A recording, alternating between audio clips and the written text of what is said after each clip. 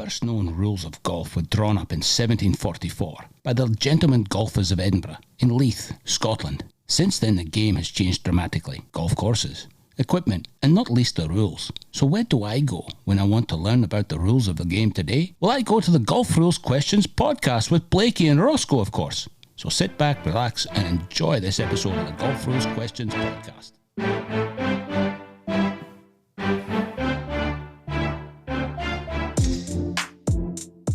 Alright, episode 46. Hope everyone can hear me okay.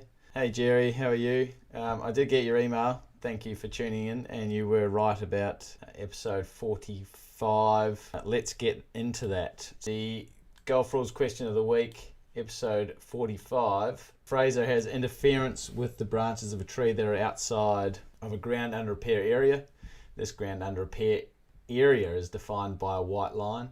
However, the tree is rooted in the ground under repair area, so the branches overhang outside the GUR and Fraser's swing is hitting them, but none of the branches that interfere with his swing are inside the GUR area, but the tree is rooted inside the GUR area. Is Fraser entitled to free relief? Wow, I've just confused myself with my own question. Why did I write but in there twice? Anyway, the point that I was trying to make, the part of the tree that is interfering with Fraser is outside the GUR area. Does Fraser still get free relief? So the answer, whilst the boundary of the GUR is straight down from the defined line, the white line, or if there were stakes, it would be the invisible line between the outside of the stakes, also states that anything rooted in the GUR area is part of the GUR. So in this case, Fraser is entitled to free relief. And if it was a no play zone, he must take free relief due to that interference with his swing. He would be breaching rule 16.1 if he didn't. But in this case, it's not a compulsory drop. It's not a no play zone. He may take free relief if he wished. Yep. Which brings me to another interesting point. If there were tree roots, and funnily enough, if there are tree roots, as the boundary goes straight down from ground level, should these tree roots go under the line, they are effectively cut off from being part of the GUR. So if you've got tree roots outside the GUR, if they don't go under the ground, so you can see them the whole way, then they're still part of the GUR. But if they go under and come back up, they are not part of the GUR area anymore because they're cut off by that GUR boundary. Interference under 16.1 is when you have interference to your stance, lie of the ball, or swing. And in this case, Fraser had interference to his swing. He had, he had the ability to get free relief, and those trees weren't even effectively inside that line, that white line, but as I just said, they were part of the GUR. So I've had a couple of interesting questions come up lately, including one from Steve Whiting. Not sure if Steve's on the line.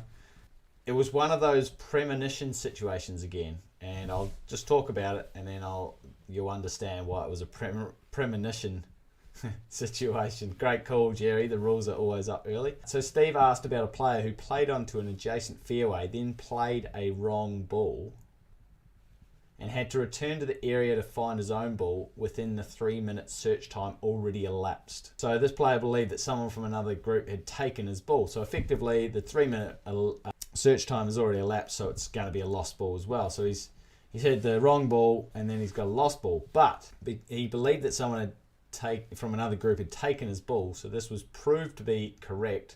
But as the information was found out after the 3-minute search time, his ball should have been deemed lost. Unfortunately, the story goes that the decision was made that the player could proceed under Rule 9.6, but still incurred the 2-stroke penalty in stroke play for hitting a wrong ball. Steve asked this question prior to the Bryson DeChambeau disappearing ball incident, which happened not on the weekend just gone, but the one before. The big difference there is that the committee were virtually certain that the ball had been picked up by a spectator before the 3 minutes was up. They just didn't get the message to Bryson due to radio interference. before the 3 minutes. So it's a huge difference, and I would say that the player Steve is speaking of got away with one there. Hey Brian Shanahan, love the show. Help me as a born-again beginner learn more about the rules. Really appreciate it. Hey, we're always learning, Brian. It's certainly yours truly, always learning. Another incident that popped up in front of me was the difference between separate acts and related acts. This is certainly, Brian, you're talking about learning.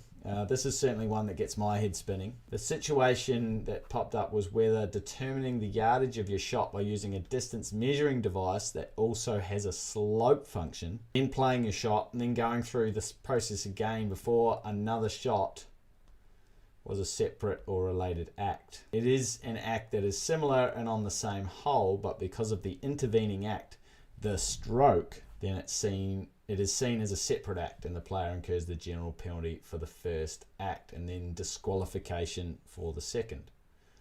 A note there aren't many occasions where you can get disqualified from a match, but that would be one of them. So just quickly back to separate and related acts. What breaks up a related act is one of three actions. You make a stroke, you put a ball into play, replacing or dropping, e.g. replacing or dropping. You are made aware of the breach. Someone tells you that you just broke a rule and then you do it again. So you'll most likely incur the penalty twice, or possibly 3 or 4 times. I could make a whole episode on related versus separate acts, so maybe I'll do that. Maybe we'll dive into that in another episode.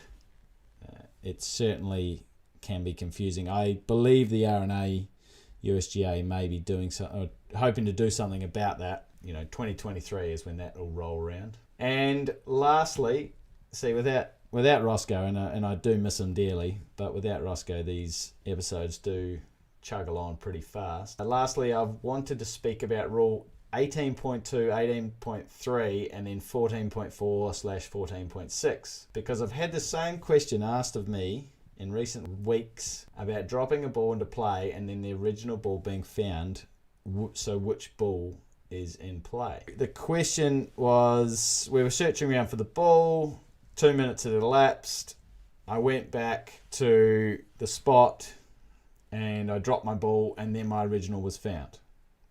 Which ball was the ball in play? Firstly, 18.2, 18.3. 18.2 is when you've lost a ball. So possibly this could be more 18. You could see this as more 18.1 or 19.2. That's all, all relatively the same, just in different places. Anyway, you've gone back. If you've put it in the teeing area, because I didn't tell you exactly where the ball was, where the original shot was from. If you put it in the teeing area, then the ball is not in play until you've made a stroke at it. So you could kick it around the teeing area, you could tee it up, you could move it, blah, blah, blah. It's not in play until you actually make a stroke. Whereas if it's in the rough, fairway, penalty area, bunker, then it's not in play. It's not in play until you actually dropped it with the intention. That's where 14.4 comes in. You've dropped it with the intention for it to be back in play. And then on the putting green, very unlikely, when you've got the intention to place it and put it back into play. I also wanted to mention 18.3, which is provisional ball, because if you can go back now and say, I want to play a provisional ball, and then you play the provisional ball and say the 3 minutes isn't up yet, and the provisional ball was played from a spot no nearer the hole than where you think, very important, where you think the original is lost, supposed to be, then the provisional ball is still a provisional ball and the original ball may still be the ball in play. However, once the 3 minutes is up, the provisional ball becomes the ball in play. But the main question that the subscribers, followers, the community, the lifeblood of Golf Rules Questions wanted to know is, can I now pick up my ball that I just dropped and go and play the original? Well, they hadn't said that the ball that they dropped was a provisional ball. So as soon as they dropped it in the area with the intention for it to be in play, it was the ball in play. So the fact that they found the original ball within 3 minutes, their original ball was abandoned as soon as they dropped that ball to be in play. Okay, so but whereas on the tee, you go and put it and you tee it up, it's not in play until you make a stroke. So if someone yells out, "Oh, I found your ball," then you just got to pick that one up, unless you want to deem that ball unplayable under 19.2 and just play it off the tee. But that original ball is the ball in play. So very interesting that I got basically the same email. Surely they're not even in the same country, part of the world, but yeah, same email within a couple of weeks. And and as I said before, it can happen. Steve had that premonition. I love those ones. We had a couple last year. Those premonition rule situations that then happen on the PGA Tour or the European Tour or the LPGA. Stuart, does every match at the Ryder Cup have an assigned referee, or are they roving? So, great question. And the reason I laugh is that it seems to be in the world of golf, and I guess it's true because of all the TV cameras, and we don't want to get, you want to be there on the spot and assist in the drama of the moment and make sure it's all right and correct. But it seems that the less players that play, the less professionals that play, the more referees there are at those top matches, those top competitions. So what will happen is the Ryder Cup, they'll have an assigned referee for every match, and then they possibly will have 1 or 2 observers. So they have a assigned referee and they'll have 1 or 2 observers, going either side of the hole. The toughest thing, and I found this out when I was helping out at the President's Cup, is that the galleries are so big that, I hadn't experienced that before, that you really do need to get to the ball if it goes off course and make sure that, you can help assist with moving the spectators, and if the players need any relief options and whatever. If you are an assigned, you're working like a football referee. We mentioned that last week. Due to some of the technical issues of the YouTube live stream, the GRQOTW 46 didn't actually make its way onto the live stream. So I'm recording this after. I did put the question up on the community section of YouTube. And the question is, between play of holes 9 and 10, Ross took Big P's putter and hit 3 putts on the practice putting green whilst waiting for the fairway on the 10th hole to clear so they could tee off.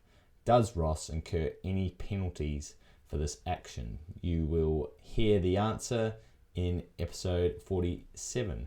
You can let me know the answer for match play and stroke play.